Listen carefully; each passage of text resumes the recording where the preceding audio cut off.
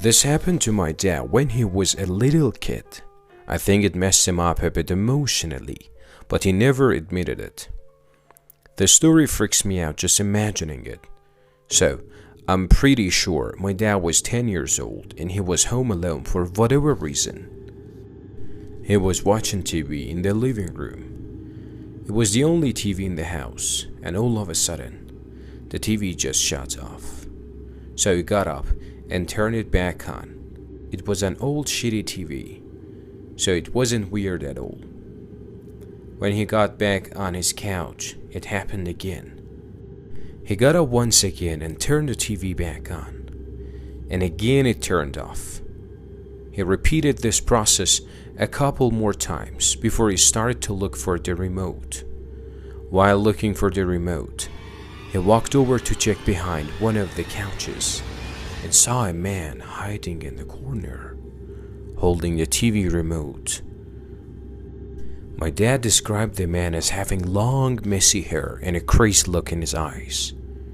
He gave my dad a smile, and my dad ran out of the front door screaming like a little girl. He went to his neighbors, who called the police. The man was still in the house. When the police got there, he was arrested. My dad told me that he still assumes the man was either homeless or crazy. Either way, this story is downright terrifying.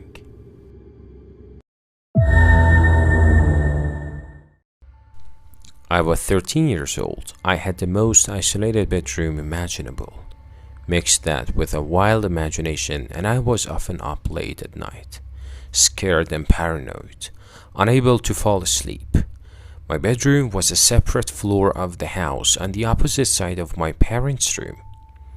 They had no way of hearing what was going on in my room. So it was a seemingly ordinary night with a bit of rain, but not a storm. I woke up and looked at my clock and saw that it was 2 in the morning. I got an uncomfortable feeling right away, but I didn't know why.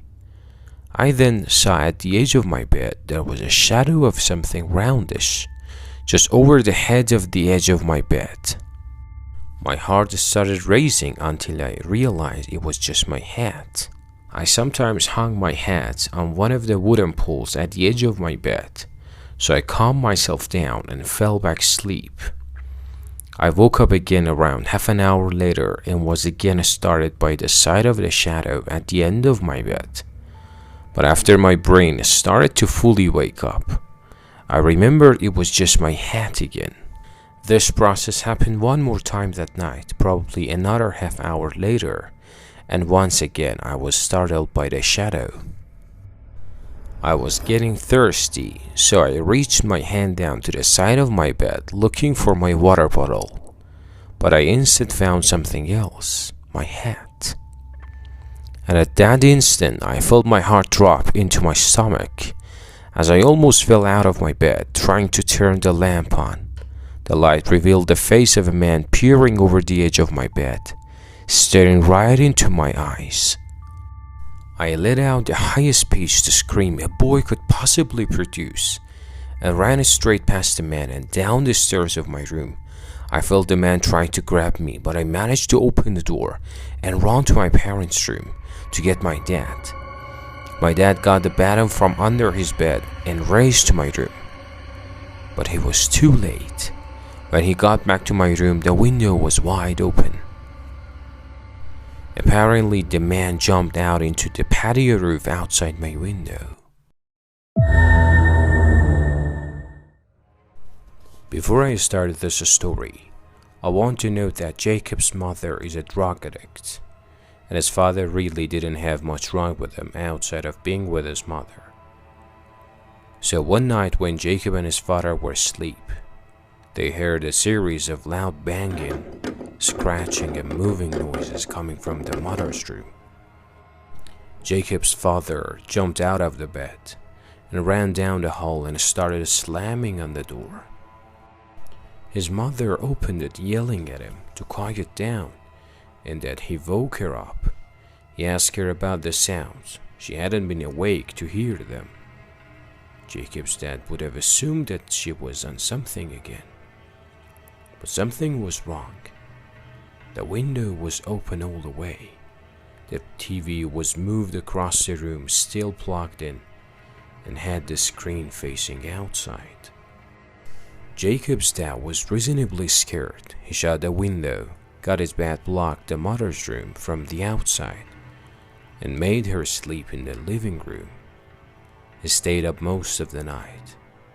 He woke up Jacob at 5. It was still dark out. Jacob went out to the kitchen, where his mother already was.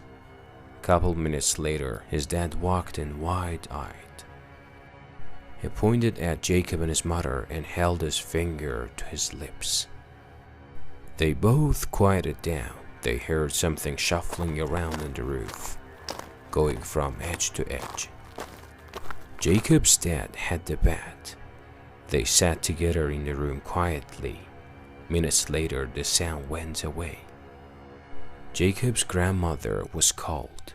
She was asked if everybody could stay over there for a little while. She said yes, and told them she would come pick them up.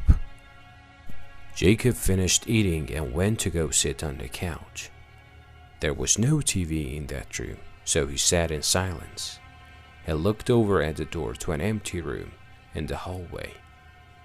The door was open. There was a finger wrapped around the side of it. Jacob screamed and pointed to it, and his father grabbed him and ran out. Jacob's mother followed behind. They went to a gas station and sat out front until they saw Jacob's grandmother's truck. Jacob describes how unnatural the finger looked to me. He said it reminded him a little bit of a foam finger in length and width. It was wrapped clear around the door frame, the door itself being latched on the opposite side. They didn't go back to that house much after that. Once they had gotten everything out of it, they never went back again. Nothing was stolen, and the window in the empty room was open.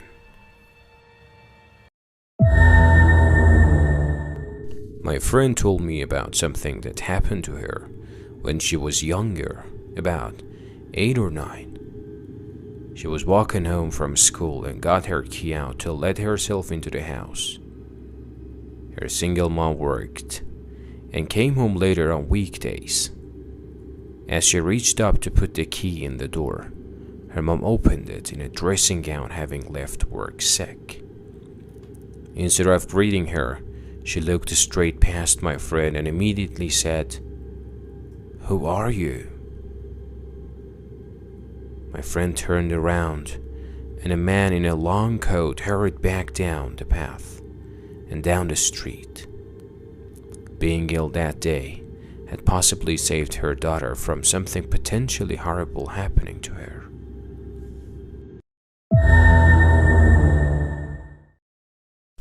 When I was a kid, I had a huge group of friends that all happened to be on my block. On the weekend nights, we would always play manhunt, aka hide and go seek. For older people, it worked out great, because since we were all neighbors, we used all the front and backyards, and even the woods behind our houses. We had a rule though, that we couldn't go out more than a backyard's length into the woods. I always used the same hiding spot and nobody ever found me.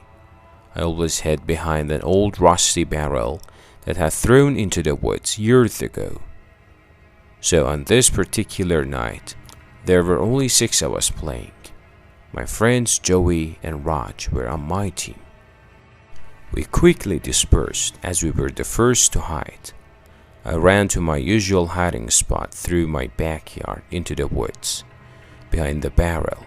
Usually I would see the flashlights of the other team shining through the backyards in the woods. But it was unusually quiet this time, and then I finally heard footsteps nearby. I didn't see a flashlight, so I assumed it was one of my teammates. I whispered Joey and Roger's names. But then whoever it was started charging at me, full on sprinting. I immediately shut up and ran out of the woods to find a new hiding spot in my backyard. But nobody ever came out of the woods. I heard all my friends calling my name from out in front, including Joe and Raj. So I assumed something was wrong and went up front. I saw Joey's parents talking with my parents, with all my friends surrounding. My parents seemed a bit relieved to see me, so I was naturally really confused. They told me that a police officer has just passed by and warned them about a serial rapist spotted in the area, and that all the kids should stay indoors. I explained what happened to me in the woods, and my parents started freaking out, making 100% sure that I wasn't lying. They called the police. I really don't know if he was ever caught, but I really hope he was. I try not to think about what would have happened to me had whoever that was caught me.